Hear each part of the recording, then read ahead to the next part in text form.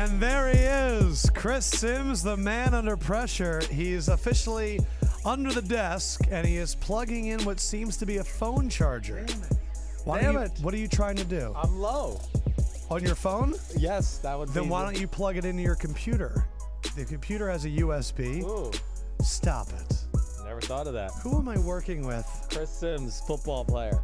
Oh my gosh. Hello, everybody, and welcome to the Week 9 recap show. Sims is going to work on getting his phone charged, and if you see his charger, it looks like it's been gnarled by a young little ferret. And I am very complete with my coffee and M&Ms. Oh, I can hear you getting fatter. If you don't know my trick, you put M&Ms at the bottom of your cup, and then you pour the coffee in. Oh my gosh. Yeah, that Jeez. sound is me getting chubby. Fat and not shaven. Wow. Oh, by the way. You wouldn't understand what this is. What? Because this is called a winning beard. When you go back-to-back weeks of winning more games in your predictions, you can grow a beard. Has it only been back-to-back? Back-to-back. Two of them on this week. Lefkoe locks. Thought it was, oh, good for you. Thank you. What'd you end up with your locks? New Orleans. Right. And what was my other one? Jacksonville? No. No? Nope. Seattle was my loss. Right. Can't remember. Huh. Really excited about it, though. Damn. Not the Rams. Damn. Damn it. What did you do? Who the this heck weekend? did I pick? What'd you do? So this is going to take It batteries. was Rams. Yeah, it was Rams. It's going to take batteries out of my computer, though, and charge it this way. No, it's just like it's a current. Is it working? Is it charging? It does. It says it's working. Wow. You've Wow. never done that. No. This is the first ever in Chris Sims' life. He is now charging his phone by plugging it into the computer. Hey, thank you, everybody. Thank you. Hey, technology is great. Keep checking in tomorrow. We have an absolutely packed show today. When I say that, I don't think we've ever had more stuff on a show. Are you serious? Yes, I'm really excited. We are going to use Sims' new power rankings to guide us through the show. We are going to get to the amazing Philadelphia Eagles. We're going to talk about all of the huge fights in the NFL. And at the very end, we are going to have an interview with the Brosa, Joey Bosa, and you have to hear the way that Sim starts this interview. So, of course, subscribe on iTunes, leave us a 5-star review, keep it coming in. The podcast continues to grow, and we love it. But the interview with Bosa, Sim's first few words, I think, were cock balls shit. Right. Just had to let him know that, free reign here, Joey Brosa. And he cursed. He did. He got a curse in. It's been a long time since we got a guest to curse, so it was great. It was. Let us start now with Chris Sims' top 7 teams in the new power rankings that have just come out. Top 7. And here it is. The Eagles are 1. The Patriots remain at 2. The Saints are now at 3. They've been at 3. Yes, they have. The Steelers are at 4. So the top 4 has kind of remained the same. The Los Angeles Rams are number 5. The Vikings are 6. And the Dallas Cowboys are number 7. So it's very interesting. So first, I want to talk about the number 1 team. The Philadelphia Eagles are 8-1, and the last 4 times they've started the season 8-1, they have gone to the championship game. 80 and 2004, they went to the Super Bowl. 49 and 60, they went to the championship, and in 60, they won the championship. The old 60 team, who'd they beat? The Packers, right, at the Penn Stadium? They did. It was incredible. Franklin Field, I believe it was. That is right. The Philadelphia Eagles. Yes. Tell me why they're not going to the Super Bowl, because I believe they are. I believe they are too. They're wow. Well, at this point, Week 9, they're clearly the best team in football. And I think the most encouraging thing, if you're an Eagles fan or if you're a Lefkoe or anybody else out there, is they're getting better. I think that's the thing that's most impressive to me. The last few weeks, you guys went through a stretch there, weeks 3, 4, 5. Okay, you were winning games, but I wasn't turning off the film going, oh, wow, this is really some good stuff I'm watching. You guys were just physically beating people up, and Carson Wentz was making a few plays. But the offense has grown, Lefkoe. I don't know what you do right now. They got it all going. They really do. It's not only just... You watched the film. What did you see? It's just the offense is the unbalanced lines, the different formations, the different ways they attack you. It just continues to grow week after week. And what they've done, not only with Wentz and then, of course, the great physicality you have with the offensive line, is they put defenses in a bind. A defense like Denver, which I know they got their ass whooped yesterday, is still one of the best defenses in football. But the problem is, a defense like Denver can't attack the way it wants to attack when you have to play this Eagles offense, because they're scared to do crazy things up front. I know it's a long answer. So please keep going. They're scared to do crazy things up front because they go, well, we want to be gap sound for the power run game. You can't just pin yours back in obvious pass rushing situations because Wentz will move the pocket or he'll escape the pocket naturally. I thought the first touchdown to Alshon Jeffrey was the perfect example of this Eagles offense. Yeah. They do a fake draw to Ajayi, right, and Von Miller stays there. Yeah. Carson Wentz steps at him. Aqib Talib steps up, and then Wentz just throws it over his head. Chris Harris Jr. said it was a college offense. Yes. But I think he said it's somewhat complimentary. Right. You don't know what to defend, and everyone thought it was going to be an insult. But this Eagles offense and Doug Peterson, I just think it's funny. Yeah. The three most developed offenses in the NFL, Philadelphia, Kansas City, and the LA Rams, all are college offenses. Hey, take a note, NFL. Right. You can take playbooks from other places. Right. And I think your offense is better than Kansas City. I think so, too. And, of course, because of Wentz. But, yeah, it's some of the things that you can do off that. You neutralize a defense. And I thought the game. You texted me. I thought the game, well, because, as I'm watching, I mean, the Eagles are fun. The Eagles, I like watching teams that are physical to begin with. You know that. I get man crushes on those type of teams. So I love watching your O-line whoop the shit out of people. I love watching Fletcher Cox just run over people. And now you've gotten, pizzazz and the other aspect of it with the creativity on the offense. And I thought it was an ass whooping on TV. I mean, of course it was. But TV didn't really do it justice. When I turned the film up, it was an ass whooping from play one. Who was the biggest ass whoopers? I mean, you take a name, get in line. It doesn't matter. They had no fucking chance at any point in the game. When they went down and scored the field goal in the first drive of the game, I mean, it took 3 miracles for them to get down there. They got dominated every play. Osweiler was hit every play. Yes. You collapsed the pocket every play. Your corners are the surprise of the team, right? Rasul Douglas, Jalen Mills, and then my man, Patrick Robinson. Robinson's the one that's we playing, talked about right, in preseason and training camp that he might not make the team. Mm-hmm. Unbelievable. Unbelievable. And of course, they have gotten confidence now throughout the year, and your D-line doesn't let them be in too many bad situations for too long because you always get pressure. But, I mean, I don't even know where to begin, really. It was just a truly dominant. I've never seen anybody whoop Denver like that. That's what I want to say. Sunshine, Nollins, Parker, Lefkoe finally jumping on the Eagles bandwagon now that they're 8-1. Sims has been there the whole time. That's right. Tell them. That's right, baby. Look, we've talked about it many times. It's scary as an Eagles fan. Also, we did not expect much of Ajayi, who, when I asked my dad goes, hey Adam, how good is this JJ? And I was like, who? He goes, JJ. How good is he? I go, it's Ajayi. And I thought back, remember, you couldn't say Ajayi for anything. No. But for him to do that, I mean, did he fulfill this Eagles offense like you thought he would? I think he did. I think the first thing I wrote, because I wrote this down somewhere, I wanted you to make sure because I knew you would like it. But, man, where did I write? Either way, I just, right away, he popped. When he got the first carry of the game, I just said, wow, that's a different guy at running back. His explosive acceleration makes him different than anybody else you got in your backfield. Now, as you see, he's got a little gimp in his run, like in the long touchdown run. The knee is not going to – I mean, Ajayi, if you're an Eagles fan, ride him hard for 2 years. He's probably not going to have a real long career, but he's going to be awesome for you right now. You got road graders up front. I mean, hey, Kelsey's one of the top centers in the game. You know I love Brandon Brooks. Holly, Vali, Vati, Puti, Vaitai. Holly, Puli, Vali, Vaitai. He is very good. He was solid. And Lane Johnson. Lane Johnson was amazing. Lane Johnson was truly amazing. Now, what is it? The back? Butt? Who? Lane Johnson got hurt in the game. He came out. I think he's going to be okay, though. Yeah, he looked like he just pulled his back muscle or something. He was doing this. It was back. So, yeah, he got a little bent out of shape, but it really wasn't bad. So I don't think that's anything concerning. But you're the best team in football, Lefkoe. And it's... again, we'll see where that is in December and January, but right now you firmly have that spot. Quickly, Broncos quarterback. Yeah. Brock Osweiler starting again. Right move? It is the right move. I think the big thing is First of all, it wasn't Brock Osweiler's fault, and you don't want to throw out I'm not going to throw out Paxton Lynch and go, hey, here you go, first start ever or second start ever in NFL history. Go ahead and play the New England Patriots. Try to keep pace with Tom Brady.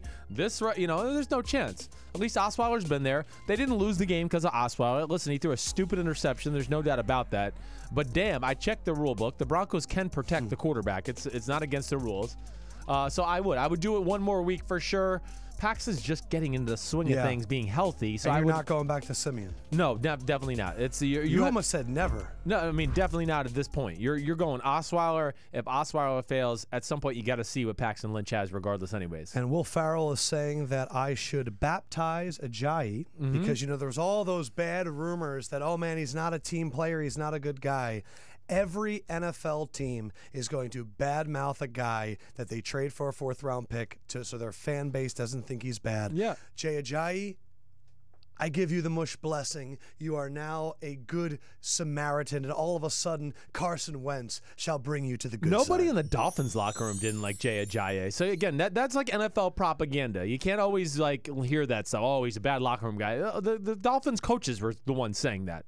You can't listen to the coaches sometimes. No, ever. Yeah. So the question now is, when you looked at the team that were on your power rankings, I realized that 5 of the top 7 were all in the NFC. Yeah, it's not even and close. All 5 of those teams, Chris Sims, Right. are on a little bit of a winning streak right now. So I want to take a look at these teams. I want you to tell me who is the biggest competition. Eagles are on a 7-game winning streak. Saints are on a 6-game winning streak. Vikings are on a 4-game winning streak. And the Rams and Cowboys are both on a 3-game winning streak. The only streak not listed that's up there, the Patriots have also won 4 in a row. Of these 4 other teams, Saints, Vikings, Rams, and Cowboys, who do you think is the biggest competition for the Philadelphia Eagles in the NFC? Yeah. The NFC is clearly the better conference. It's not even close. That's crazy. Just look at the matchups head to head. I mean, really, it's not even close. Look at the Patriots. They're they got 2 losses against the NFC South. Yeah. So who's the biggest competition for the Eagles? It's 2 teams I look at: the Saints or the Cowboys. It's one of those. Start with the Saints because they've won 6 in a row. Yeah, the Saints are a lot like your team. They can physically whoop people up front, and it's hard to get your head around that because we're so used to the greatest show on turf type of team and throwing the ball all around. For You've 5,000 always yards. said if the Saints could ever get their defensive ranking around 15th, they'd be good. They're dangerous. And they're finally doing it. Yeah, they got a really good. How do you think they match up with the Eagles? They match up very well because you're not going to be able to just overpower the Saints, and your D-line's not going to overpower the Saints. Hey, their first-round picks, the Ramczyk and Andrus Peat, and Max Unger at center, they're trading for him from Seattle. That's paying off. I mean, they're a legit group up there. They open up holes every week. I don't care who it is. And then, of course, they have the pass game we know off that to make it dangerous for you guys to where – yeah, I mean, your secondary could be compromised a few times in that game because you're not going to always get pressure. And then you switch the ball around. Hey, you guys will be able to move the ball on them too, but you're not just going to be able to physically move them out of the way on a regular basis either. It'll be a very even matchup. Next one. Cowboys. This means a lot to the Eagles. Yeah. They're already saying we want the Cowboys in Philadelphia. Right. And look, they play in 2 weeks after the bye. Right. How do you think the Cowboys and the Eagles match up? Really, you guys are like a little bit better version of them in my eyes. I think your defense is a little better. It's a little more creative and well coached. Same with your offense. Now, your D-line can get neutralized by them. Not to say you're going to get beat by them, but it can get neutralized once again. And Dak Prescott's phenomenal, and they can put you in a bind.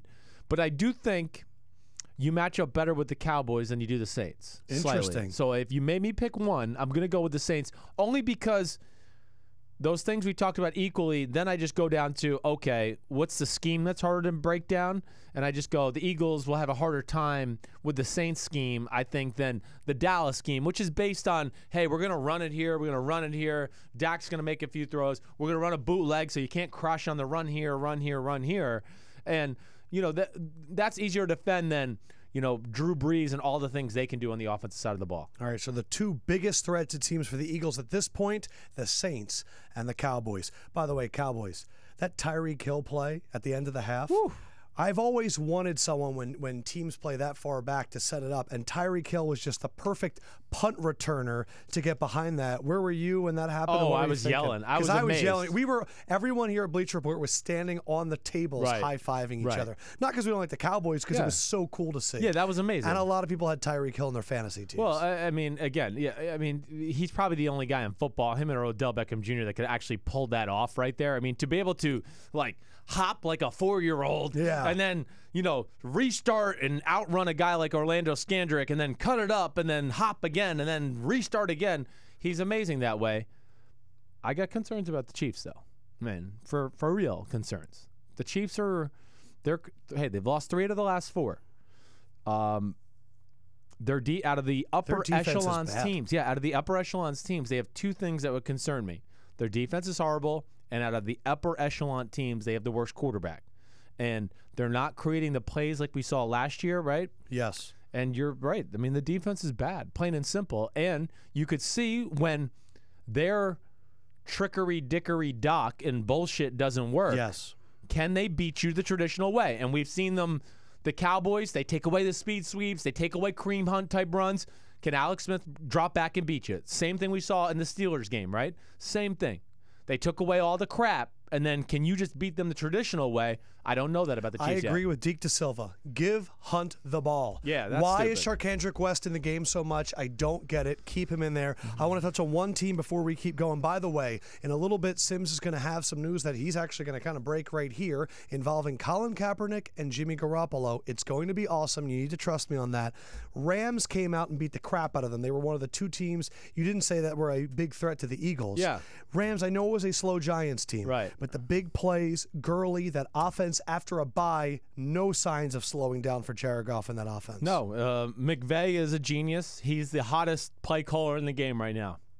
Plain and simple. I mean, how many silver platter throw? I call them silver platter throws. Now that throw by Goff to Watkins was a very good throw. Oh no, I'm not taking anything from Goff. Some people are going to say though that it's insulting that you say it's easy throws for Goff. Yeah, well, I mean, Watkins was open by 15 yards. I mean, he's supposed to fucking hit that, okay? So, again, I'm not taking anything from Goff. Goff was very good.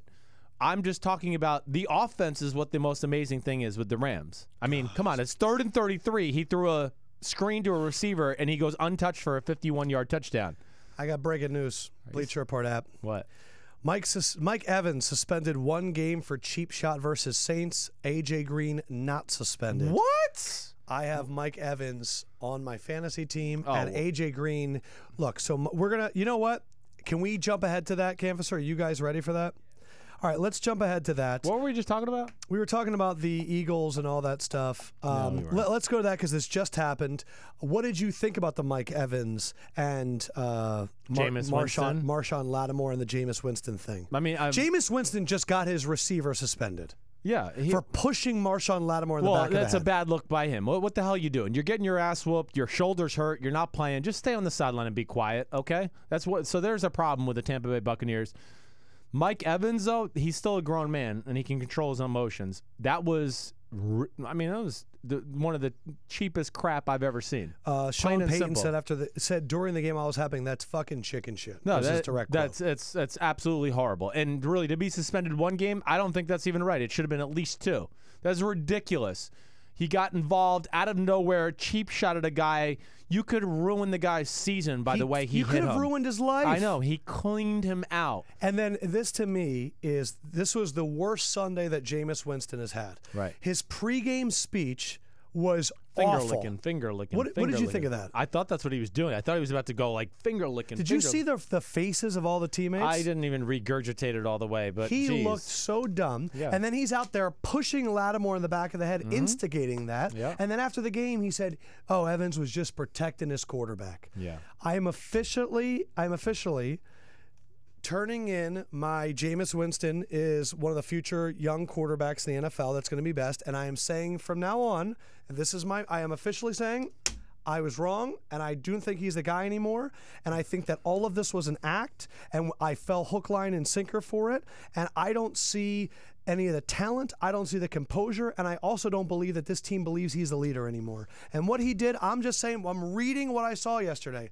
I am out on Jameis Winston being a future quarterback, franchise quarterback in the NFL.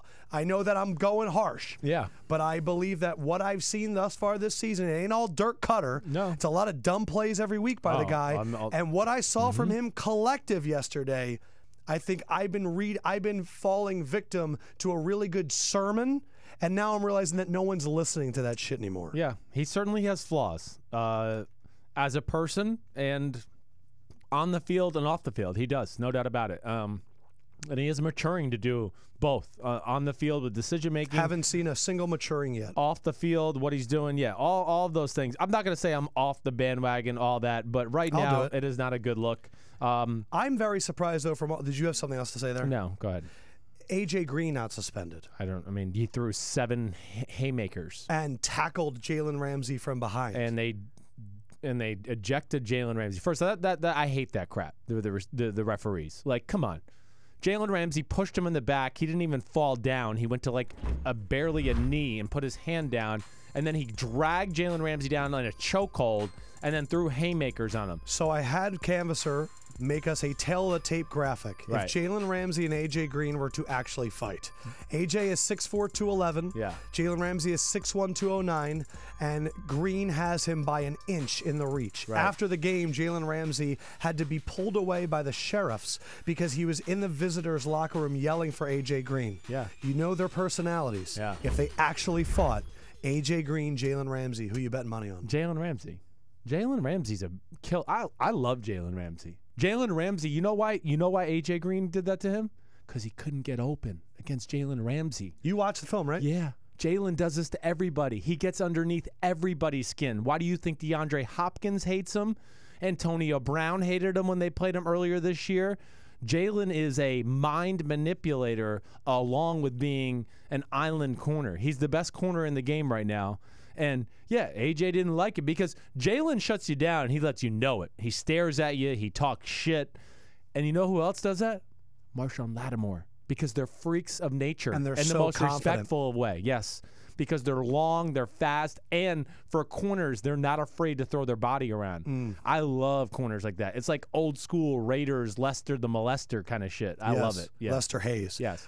So, what did you think of that whole AJ Green thing, though? I mean, I couldn't believe Ramsey got kicked out. Yeah, that was ridiculous. Truly ridiculous. And that was chicken shit by AJ Green too. That was your example of 2 diva receivers who weren't having success. They're frustrated with their matchup, and they took it out in a cheap way. That would be the definition of diva receiver. Anything from the Carlos Hyde to Son Reddick Frosty Rucker fight. I mean, hey, that was great. That was the third fight. 3 fights in the NFL. I was kind of watching a little bit live as it happened. I mean, I couldn't, again, Carlos was just sticking up for It was just a lot of reactions. A lot of reactions. It wasn't the other two. No, the other it was two not. were violent. That one was sort of like the refs were just trying to get a handle on all Right. of it. And again, CJ Beathard, he slid.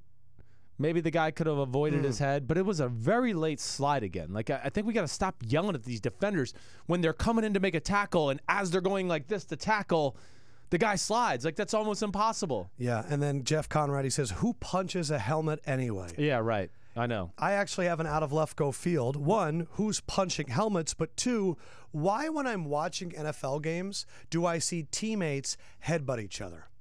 All these guys are told through these concussion things is it's the small contacts that can lead to CETE, and then a touchdown. I'm watching Tom Brady go poof, poof, poof, poof, and every time I go, why are you doing that? Yeah, how many times have we told you guys not to bang your heads? Yeah, well, we're meathead football players, Lefkoe. I mean, you can't tell us that anything. I mean, your whole lives, you guys are like, I love you. Yeah, and you just think you're indestructible. You ever headbutt your wife? Been like, happy anniversary? No, but I'm telling you, no Sean Moreno headbutted me before a game so hard once. I swear, I was like, damn, I think he can cuss me in pregame warmups.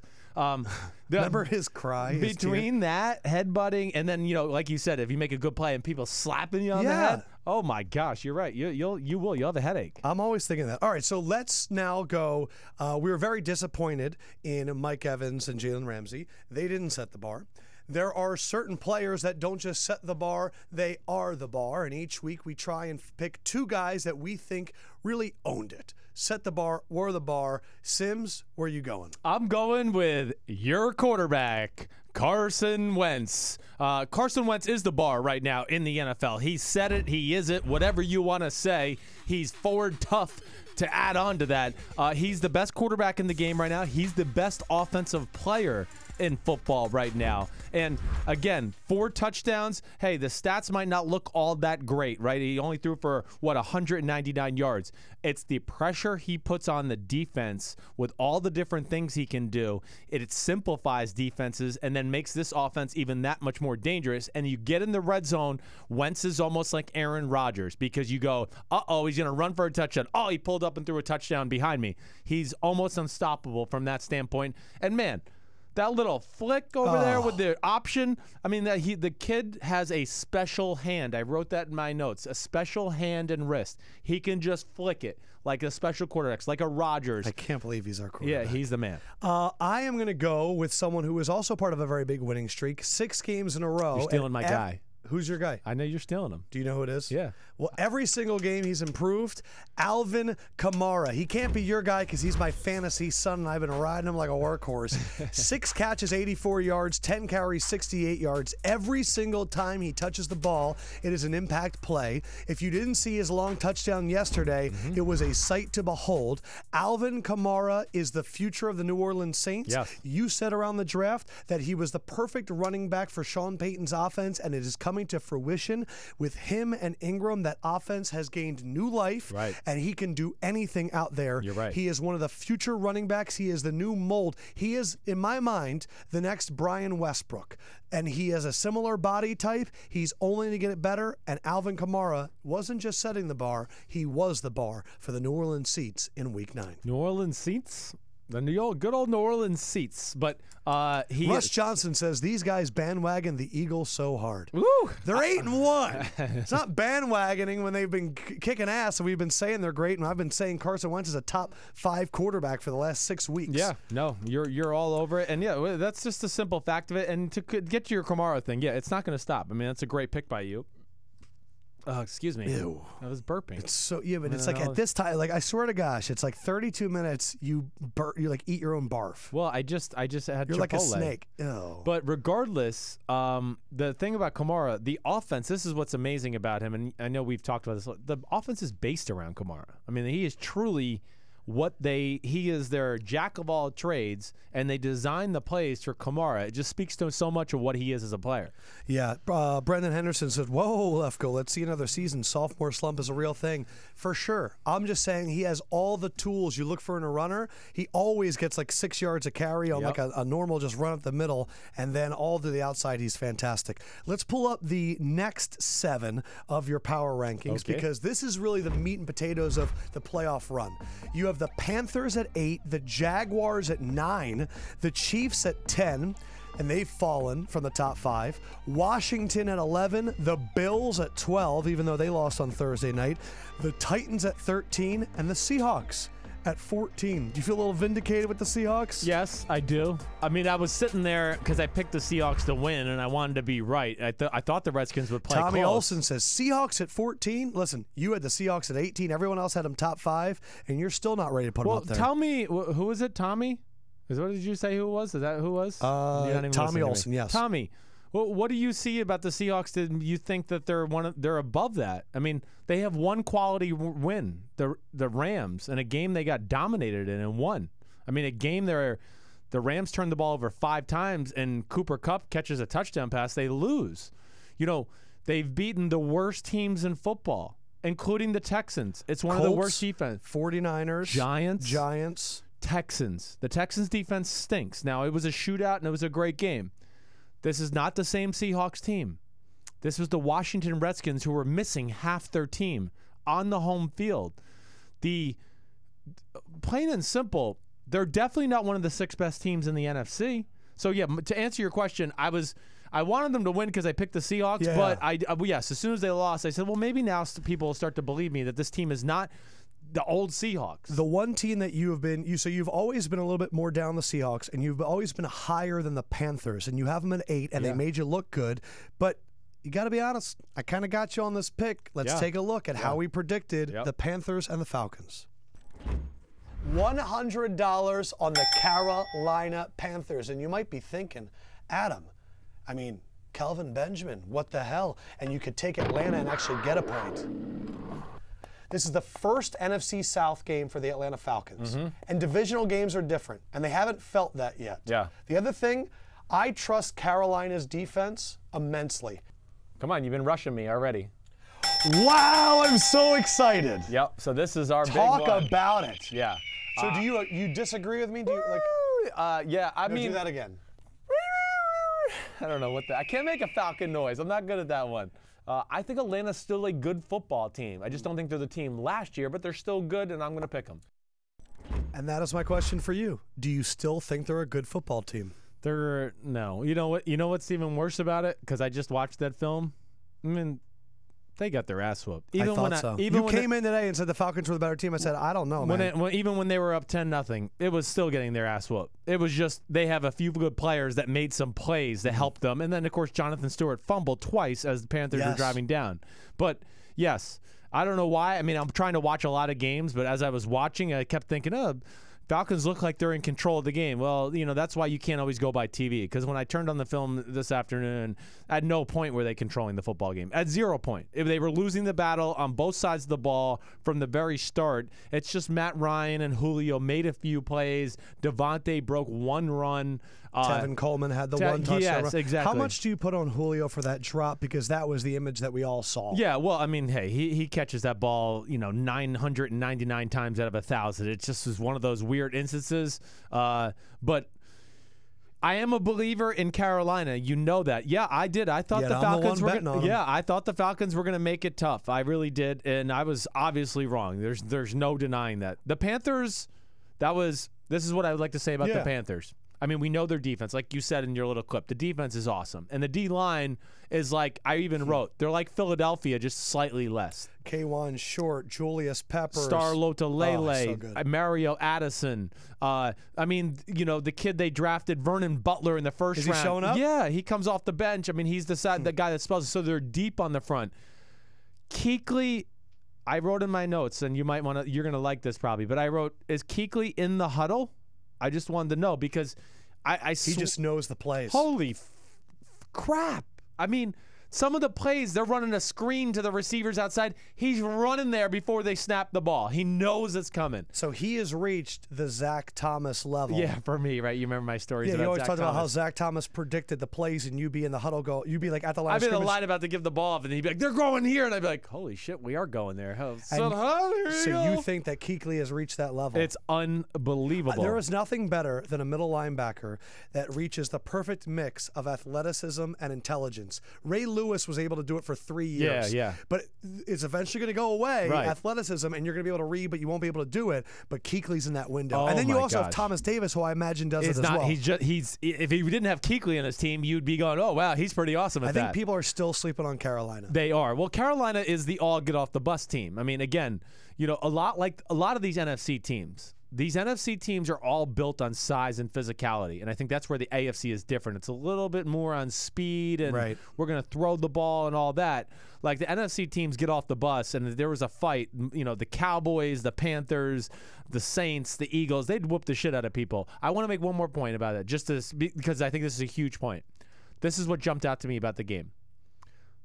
It's go time with Cam Newton. I was going to ask about Cam. No more. You can't, what they did yesterday is what they got to do going forward. They can't go like, oh, we got to save his body for the playoffs or week 16 matchups. No. Use him like a Mack truck. They got to use him now. The window is now. The Super Bowl can be had. They can win the Super Bowl this year, the Carolina Panthers. With that defense and the offensive line playing pretty good, and Cam's going to make plays, if they are willing to run him like they did, it makes everything on their offense better.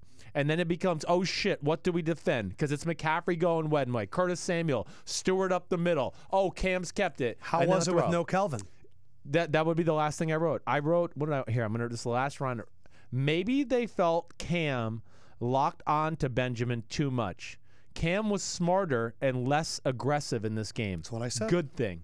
Interesting. Yes. It's going to be interesting to watch because It is. the Eagles-Panthers game was a lot closer than we think about it now. Oh, where we yeah, think the Eagles definitely. winning. Right. Cam diving in the end zone Right, and all that. the tip pass in the air. Jonathan Stewart dropped a screen pass in his hands. Remember Yes. that? And it got intercepted. It was a very close game. I'm going to be enjoying betting on Carolina because people love to bet against Cam Newton. Is that what it is? He just upsets people. Yeah. And they scored 3 points against Chicago, and that It's his fault. I can't understand it. All right, so we were talking before, and I want to show this clip.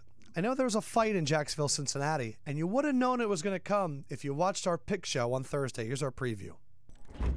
I think this is the week that the Jaguars really come out there and go, we're not going to keep winning and losing and winning and losing. We got this. Yeah, they have a Jalen Ramsey who can play. Oh AJ my Green. gosh, he's perfect. This is like you're right though. These two teams are gonna kill each other. It's going to be great. Yeah.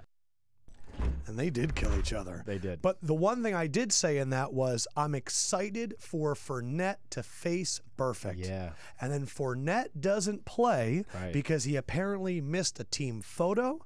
He apparently had other things that he was late for.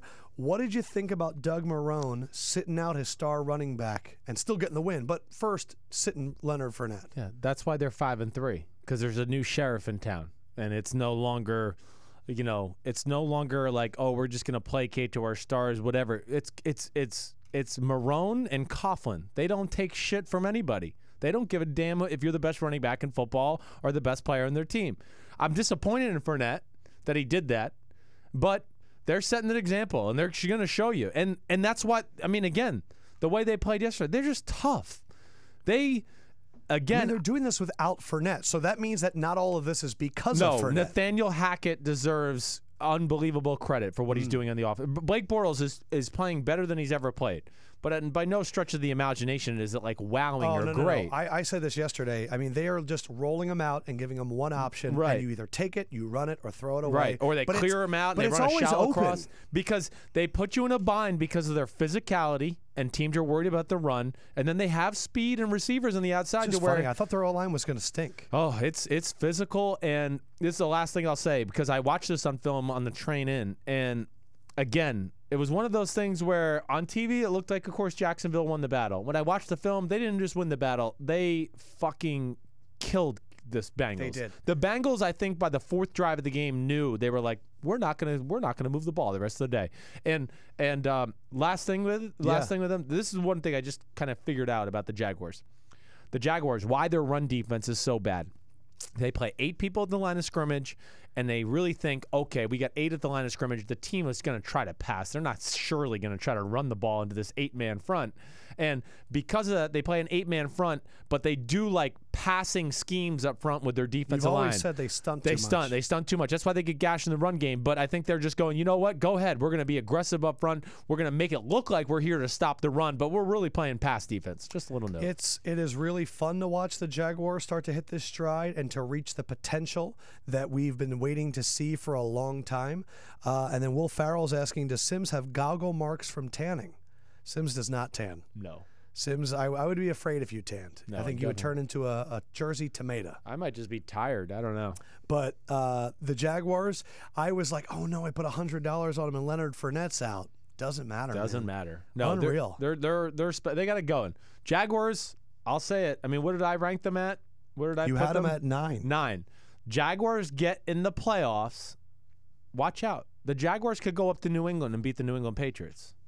Yeah, they could do it. Because they're going to run the ball, and they got the defense to match up and make things real freaking hectic You're telling for Brady. me that Bortles could beat Brady in the playoffs. Well, it ain't going to be Bortles, but yes, technically it will be Bortles. But yes, this Jaguars team, this could be 2015 Broncos. This could be 2000 Ravens. This could be 2013 Seahawks, where This year, if they get in the playoffs, I would be real scared about playing the Jacksonville Jaguars. They can make the game ugly, and their defense can make plays and almost win it by themselves. you heard it here first. Yeah. The Jaguars could be winning the Super Bowl. Speaking of the AFC South, which it's really Jaguars-Titans, and then we'll see what the hell happens with the Texans. There was some news. Did you see this? The Texans were weighing the possibility of Kaepernick. Huh. They were talking about it. There's no way. There's no freaking way. In the state of Texas with Bob McNair, who just sent one of the inmates out of the asylum because he was talking prison. Yeah, to the prison. Sorry. There's no way. That is all propaganda bullshit talk. There's no way. However, you do have some interesting take. Yeah. When the Cincinnati Bengals news came down with the A.J. McCarron trade not working out with Cleveland, right. You're actually hearing that it put some other things, it slowed down some other workings, which we heard Colin Kaepernick's, lawyer, come out and said he's going to be on a team in 10 days. You're hearing that it was going to be Cincinnati. Yeah. I know. I don't know. So I've heard this on good accord, right? This is not like a definite whatever, but I, of course, know people around the NFL. Yes. From what I've heard and been told, that was the move the Bengals were thinking of making. A.J. McCarron was going to get traded to the Cleveland Browns, which, by the way, Hue Jackson wanted, and it sounds like the front office sabotaged the trade. Even though Sashi Brown denies it. Yeah, but I don't buy it. Who knows what's going on there. But, yes, I think the Cincinnati Bengals were going to get rid of McCarron, and they were going to bring in Colin Kaepernick to be the backup quarterback. And it makes a lot of sense. And like I said, I heard this from somebody that, of course, knows a lot of stuff in football. But, we know Marvin Lewis. He takes chances on these type of guys. And I don't want to equate what Colin Kaepernick is doing to other guys that Marvin Lewis has taken with troubled past. No, I mean just saying by guys that he doesn't care what the public thinks about the players. He's just going to go, I like this guy, I'm bringing him on my football team. And then you take into the account that the lawyer was pretty definitive that he's going to be signed in 10 days. I don't think the lawyer was just trying to say crap to start it. Yes, I've heard that was really the move on the radar, but and you've heard this from people inside the NFL. Yeah, but the inability to pull off the trade was, of course, ruined all that. What would it have been like if Colin Kaepernick got signed by the Bengals? What do you think it would have been like for Cincinnati, just from a football perspective? Honestly, I don't think he would have played right away, but I think you would have seen him in the game starting at some point before this year was over. Yeah, I do. He could help that offense out. That offense just lacks. It's not a creative offense, and then it just lacks, really playmaking ability at this time. And Kaepernick, as we saw last year in a crappy offense, he can make some plays by himself. Do you think there's any chance that can still happen? I don't know. I do think they're the team that would do it. Like I said, but probably not at this point. I don't know. I don't think they're going to confuse the quarterback room any more than it has to be. You got a guy that's a good backup. They're getting to the point where they need to play A.J. McCarron regardless here soon. But you don't think the Texans are a possibility at all? No way. That sounds like such NFL propaganda. Like the league office sent a letter to the Texans, Bob McNair, like, hey, you've been in trouble with all the black player talk and kneeling for the anthem. Why don't you make a comment and have somebody circulate it around that maybe we might sign Colin Kaepernick? I don't believe any of that. It's totally political bullcrap. So I've shown two clips, and in both of them, I was correct and Sims was wrong, which, I'll be honest, it's becoming a theme on this show. But I need to show there was two swing games that a lot of money changed, and the other one was Washington-Seattle. Let's see what we predicted in that game. Seattle Seahawks favored by 300. 300 points, $300 I'm putting on the Seattle Seahawks. And what I'm going to say here is this. If you thought the Giants' injury report was bad, damn, that was a loud screech. That was. I'm just saying that everybody is banged up, and now you're playing the Seahawks in Seattle. Yeah. You know who I don't think is tough at all? Right. Josh Doxson. Right. You know who he's about to face? Richard Sherman. I am on the other side of that argument, though. Holy I'm going shnikes. 120 on the Washington Redskins. First of all, Washington's defense is good. Plain and simple. They're not going to just let Seattle run up and down the field on them. That's not going to happen. And I just think it's too many points for me to say Seattle's going to blow them out and win by more than 7. I totally forgot that I took a shot at Josh Doxson until I looked back at that. And I was like, and of course, he lays out and catches that ball. And I'll take back everything I said about Josh Doxson. It's like the second or third time this year that he's made an incredible catch. I wish he made that catch on Monday night against the Chiefs, because then it really would have been solidified. Yeah. But what a catch by Doxson. What a play by Kirk Cousins. That entire drive. And the defense with Greg Minuski for Washington continues to go into situations, Chiefs, Raiders, and perform better than we can expect with so Even many the Cowboys injuries. Game. And for the Redskins offensive line, No left tackle, no left guard, no center. Shout out to Bill Callahan, who is, we've always heard, one of the best offensive line coaches in the NFL. Yep. Jay Gruden and his staff continues to go out there and play better than we expect. Washington is not going away. Seattle continues to show problems. But Kirk Cousins, does he just continue to earn money with these performances? He does. I mean, again, I know you and I have been saying this, Lefkoe. I mean, come on. I mean, he's definitely one of in the top half of football for quarterback. So, Redskins just got to get on with it. And he needs to get on with it, too, and sign up. The 49ers got Garoppolo. You're not going back with your old buddy Kyle Shanahan. You got a good thing in Washington. I know it hasn't been perfect. My dad's career didn't get off to the greatest start ever with Bill Parcells and the Giants either. Get over it. You can still win a Super Bowl with the Redskins. And, the Redskins are – the Redskins, I really think when they're healthy, if they can just weather this storm a little bit, they're, again, one of the better teams in the NFL. They really are. I mean, the NFC East has got some physical football play right now.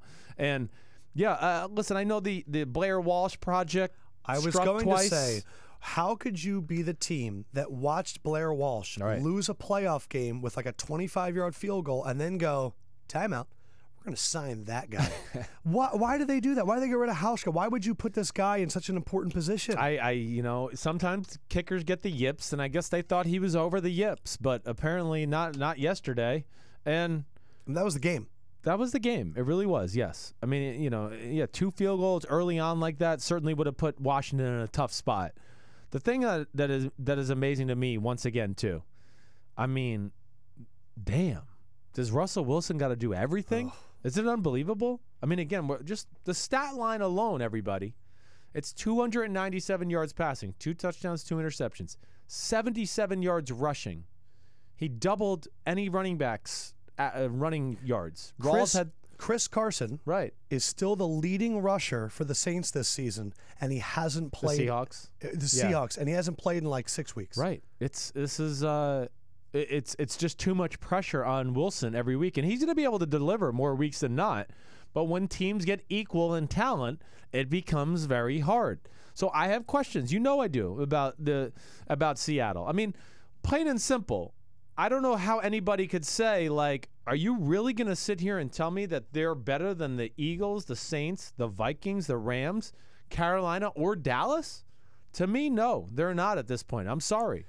You were talking, though, about Kirk Cousins, and I went to the Jets game Thursday night. I did do a Jets cheer. Cool. It was very fun, right? Oh, the fireman was back. Harper 42 had it going, I know. He did, and he had the J-E-T. I did a few of those. Yeah. I watched a few fights. I saw a Jets fan cheer when Zay Jones got hurt. And you felt like you're home, right? I was in like, the Eagles game? I was like, that's why I can't go to football games. I was just like looking around and like there were people, and I was just like, I can't handle this. I brought my wife to a Jets playoff game once early on in our marriage, and I can't even lie. I was sitting in the stands, and I was going, man, I made a mistake. I do not want to ever feel like I'm above fans. Like, my dad goes to Eagles games all the time. Right.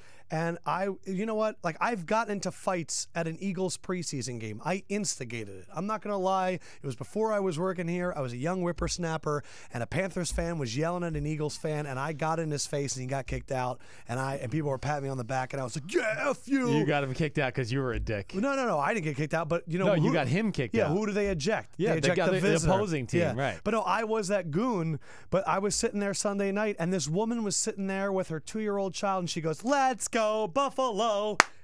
And the whole thing. And then I'm telling you, by the second quarter, Jets fans were booing her, oh, what the fuck? And I'm sitting there going, man, this is crazy. Man, you can't bring 2-year-olds to a Jets game or an Eagles game, okay? Because my dad would never let me go to Eagles games when he was playing and we were growing up. Yeah. We'd get on the train and go to Redskin games on a Sunday morning. The Eagles are even closer to, North Jersey. Not going. He would always be like, no, Diana.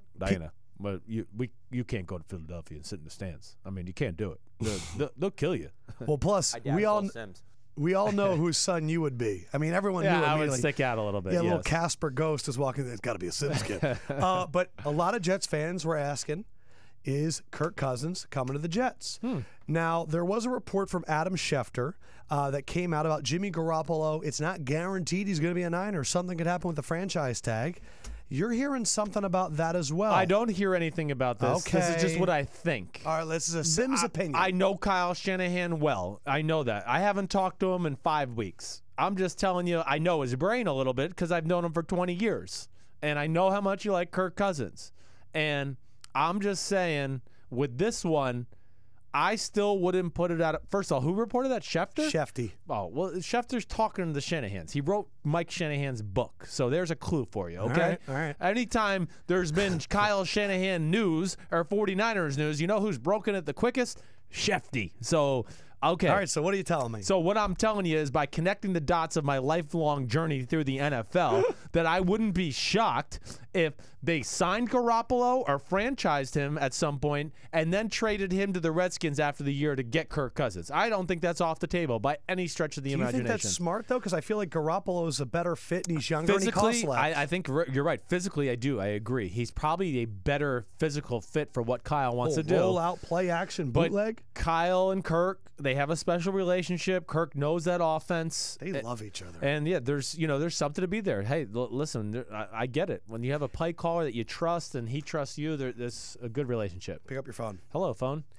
Hey, Chris. It's your buddy Kyle. Hey, Kyle. And I'm in this weird situation.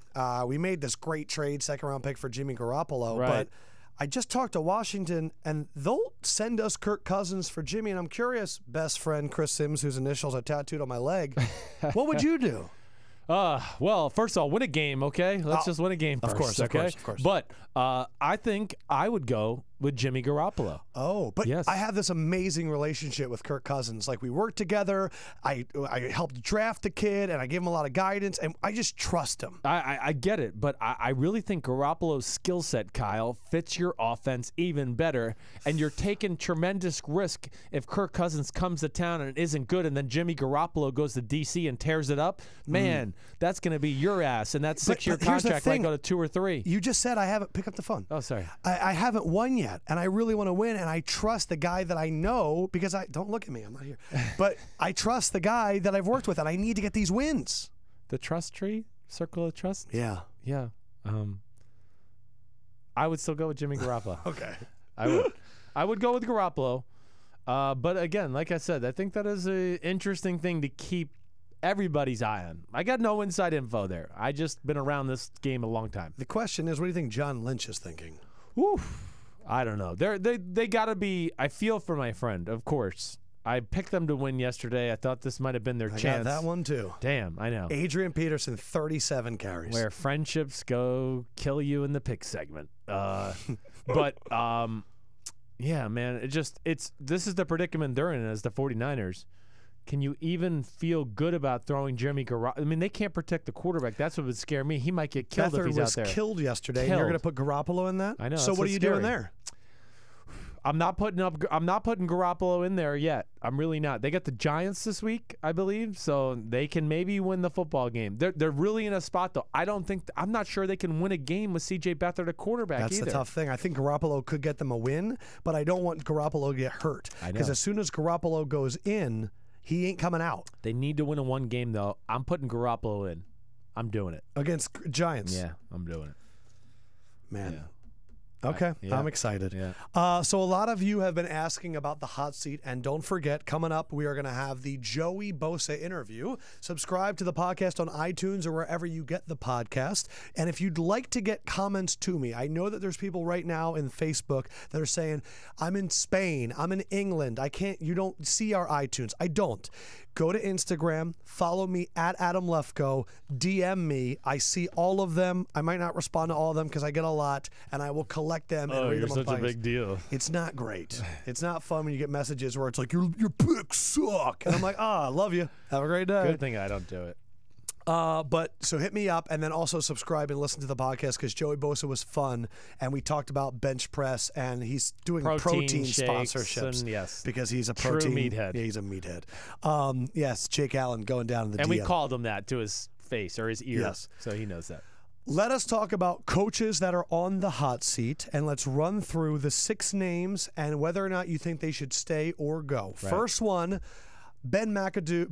McAdoo. Should he stay or should he go? What do you think? Ben McAdoo, stay or go? Holy shit, he's got to go. Yeah. Yeah, I mean, it just don't look good right now. Well, hey, that team's got no business being 1-7. I mean, I understand they lost Odell Beckham Jr. and Brandon Marshall. Hopefully everybody realizes now that Odell Beckham Jr. was the offense the last few years. He was the offense, the whole entire thing. And it's just a bad look, right? I mean, he doesn't look good in the press conferences right now. Janoris Jenkins suspension, DRC, all issues. We were talking about this in the Gridiron Heights meeting. Yeah. Do you remember in Mighty Ducks 2, Emilio Estevez? You lost me at 2. Okay. Well, in the first one, he's a scrappy young coach. Right. The second one, he comes in and he's wearing a suit and he has his hair slicked he's back. big time. And the team sucked. Right. Ben McAdoo, Mighty Ducks 2. Just coming in thinking he's hot shit. Off. Medoff, Derner, what up, Giants fans? They want him, fired him too. Yeah. Yeah, it's just over. He can't do anything. No, it does not look good, and they're not going to do it mid-season. But I would think that the Maras are probably going to start working the back channels just to see if anybody out there is worth it. Josh McDaniels. Oh, he would be the guy. Next coach of the New York Giants, Josh McDaniels with OBJ ready to go. Yeah, maybe. Yes. Next one, Dirk Cutter. Whoa. Tampa Bay Buccaneers off to another slow start after a hard knocks where there were so many expectations, and I picked them to win the South like an idiot. Stay or go? I think he's got to go as well. I just think I don't want to blame Cutter for everything for being 2-6. This is not the most talented team in football, but again, I think it's the way they're losing. Jameis Winston, as you alluded to earlier, it almost looks like he's regressing to a degree. And he's supposed to be the quarterback whisperer. Right, Cutter. and exactly right. And yes, when you have Mike Evans and Deshaun Jackson and O.J. Howard and your offense isn't tearing it up. Now, statistically, they're towards the top of football with offensive yards. But it's a lot of meaningless bullcrap yards. And, it doesn't look good, and I think he's going to go when it's all said and done. John Fox, coach of the Bears, who we've liked the Bears a lot this year, but a lot of people are talking about moving on from Foxy. I don't see it. I mean, I wouldn't do it yet. I don't think it's time to hit the eject button. Again, the defense is awesome. They got a young quarterback. The biggest issue, again, is not necessarily John Fox's issue. They've missed on guys like Kevin White. They got no receivers around him, Mitch Trubisky, to really help him out. Fox is winning games with his quarterback completing 4 passes. That's what I mean. They're winning the game by just playing old school football. And they're competing and beating teams like the Panthers. They're hitting above where they should be, I think. I would agree. And they could be you get if they sign a free agent receiver, maybe get one in the draft next year. I mean, watch out for the Bears. Trubisky's good. He's also the only guy on this list that his side of the ball is holding up their end of the bargain. Like McAdoo's offense, not good. No. Cutter's offense, not good. Fox's defense, good. Yes. Next one, Hue Jackson, offense, not good. You're right, and he's got to go. And again, it's not all Hue's fault because the team is not great. But at the end of the day, I just look at it like this. And again, I want to clarify, I don't want any of these guys to get fired. No. I'm just telling you what I think's going to happen. Yeah, these are predictions. Right. We don't want this to happen. No, Hue's a good dude. I just think that Cleveland's to the point now where, what are they, won in the last 25 or 26, whatever it may be, that they need a new look. You need a new face to the organization. You need a new energy in the building altogether. The front office better go first. I know that. But Hue probably needs to go as well. Yeah, it'll be interesting, especially with all these rumors. Sashi Brown came out today and said, you can ask my kids and family where I was Monday night. I wasn't at home because people were saying that, oh, you guys left early and that's why you didn't get the Jimmy Garoppolo trade. I think they're also succumbing or falling to the everything in Cleveland is everybody's fault. Right. And it is a snowball. I don't know how you stop that. I don't know how you change the culture.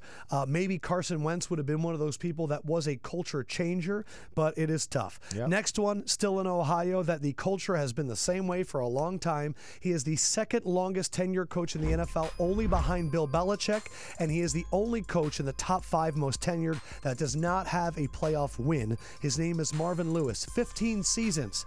Is this the last one? I do think it is. And I think maybe he might just even retire, too. I'm not going to put that out of the realm of possibilities. But, again, I just think they've hit the point now after 15 seasons. They play tough every week. I give them credit. They're physical and tough, and they compete every week.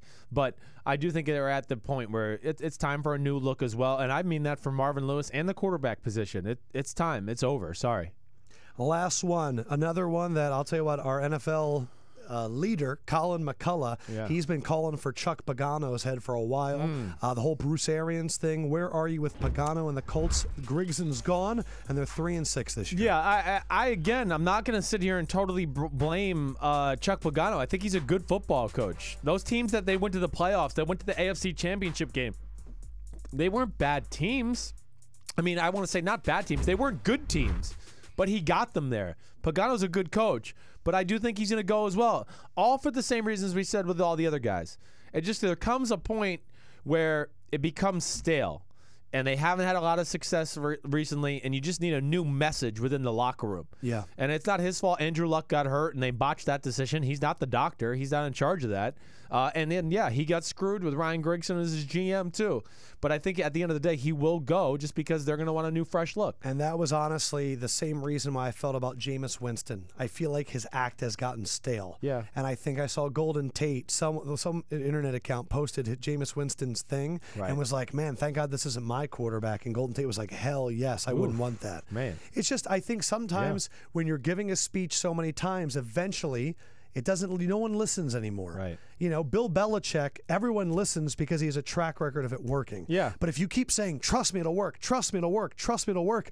When I watched that Jeff Fisher, like All or Nothing documentary on Amazon, and each week he kept going, let's just stick with it, it'll turn around, and you've lost 5 in a row, eventually people aren't going to believe you anymore. No, you're not. And the NFL, a lot of it's about belief. It is. It's totally about belief. Again, you gain confidence as the year goes. That's why early season wins are so important. And a lot of people right now, Pavel Oswald, Tommy Olson saying, what about Mike McCarthy? The Packers and the Seahawks are in a vortex where it's impossible to get out. The Packers, they keep winning because of Aaron Rodgers, but they don't coach. And then if they lose, but we didn't have Aaron Rodgers, so how could I be judged? Right. If they don't have Russell Wilson, how could we win? But they don't coach for Russell Wilson. And that's more of a Bevel thing than a Pete Carroll thing. Right. But it's McCarthy is in this vortex where how are we going to judge them with no Aaron Rodgers? But would you put McCarthy on that list? Is he on the hot seat or no? Not yet. No, he's not. But I will be looking to evaluate his team as we go forward into tonight against the Detroit Lions. Yeah, you had a week off. What's going to be the new approach on offense? What are you going to do? Because they got to change it. Yeah, if they go out there with Hundley on Monday Night Football and do a little bit of RPO and use his mobility as a strength and start stretching the ends of the defense with Aaron Jones, who I think is a very good outside runner, and put pressure on the Lions on offense, I will go, wow, McCarthy, you did it. Yeah. But I don't believe it. Who is your pick for tonight? I picked Detroit. I think So like did I. 28-24, something like that. I think that the Lions fixed their red zone woes. I looked at it. The Packers are one of the worst red zone defenses in the NFL. Yeah. And the Steelers were one of the best because their zone defense, I think they figured out tonight. 3 random things before we go, and it's the Joey Boza interview, which you should download and subscribe to the podcast. First thing, there is a chance next week, and it looks like it's going to happen, that in the Bucs-Jets game, Josh McCown faces his old team in the Bucs, and Ryan Fitzpatrick faces his old team in the Jets. Yeah. It's a super revenge quarterback game. That's hilarious. It is going to be awesome. That is hilarious. And you know what? Josh McCown has been great. Yes. He has really played well this year. He's been really good. He's had some really bonehead mistakes a few times, like the Dolphins interception at the end of the game. But yes, he's done some good things. This is a random stat. Every team that the Texans have played, the following week that team has lost. Huh. Up next, they just played the Colts. The Colts play Pittsburgh. The Colts will lose. Well, they're going to lose, yes. But every single week that the Colts have, the Texans have played a team, that team has then lost the following week. That's funny. So go money line Steelers because the streak will continue. Yeah. Interesting. I got nothing to say there. It's just interesting. It's not for you to say anything. It's just a random stat. And the last one is, have you seen Deion's response, Sanders, to Tony Romo? In the game, Tony Romo came out and said, Marcus Peters, the problem is that he's not willing to tackle. He makes Deion Sanders look like a great tackler, to which Deion Sanders on NFL Network said, I wanted you to keep my name out of your mouth, and I'm supposed to take the high road, but I don't know the address. Tony Romo, you are 2-4 in the playoffs. You haven't done anything. I earned a gold jacket. What have you earned? We both work for CBS. I'm supposed to take the high road, but again, I don't know the address. He came hard at Tony Romo, and it made me think that there was something else, that this has happened before, that it sounds like Deion Sanders was in Tony Romo's like vocabulary, and Tony was talking about him. I'm just curious, what do you think about Deion coming? Because I'm telling you, it was even harder than I'm saying right now how hard he came at him. Man, I guess my first reaction is, he didn't need. I mean, I don't think Tony Romo meant that in a bad way. You know what I mean? I mean, again, Deion Sanders didn't get voted into the Hall of Fame because they were like, hey, did you see his tackling? Or, I mean, nobody was grading him for his missed tackles So you're either. saying that Tony Romo was accurate, but I'm saying, what do you think about Deion coming after him? Yeah, I wonder if there is a history there somewhere. I mean, Deion does live still in the Dallas area. Maybe there is something there. But, man, I mean, I don't think he meant it in that bad of a way. I mean, there's a lot of top corners throughout our history who didn't like to tackle. I mean, we know that. You can't have everything always. So it's interesting. It is. I'm really curious. Yeah, that was Romo. Listen, I like listening to Romo. I really do. He explains the game in a nice way. That must have been a tough thing for him to start that game yesterday. I mean, you saw he was like crying because they played like a video tribute to him on the board. I will say this: I don't like Jerry Jones. I think he's going to become Al Davis. Yeah. But I will say this: if I ever need to be honored, or I need someone to throw a party, Jerry Jones is not holding anything back. No. I mean, his Hall of Fame party, I think, who did he have performing? Justin Timberlake? Somebody like that. And like U2 or some shit? Right. Jerry Jones will throw you a party. He will. And he made Tony Romo cry. It was awesome. Yeah, it was. All right, so guys, thank you so much. As always, love you a lot. Joey Bosa is coming up next. If you're listening to the podcast, I will post this on YouTube tomorrow. So go to YouTube, search Adam Lefkoe. I post every single video. Videos on YouTube are like in the thousands, and I'm not even talking about it. So check it out. Wow. Yeah, it's pretty cool. Joey Bosa up next for Sims. Peace out, homies. For Fendrick, he'd say good evening, and I am the Lefkoe. Man. And we will be back. Episode 139 coming later this week with Phil Sims. Love you guys. Enjoy Monday Night Football.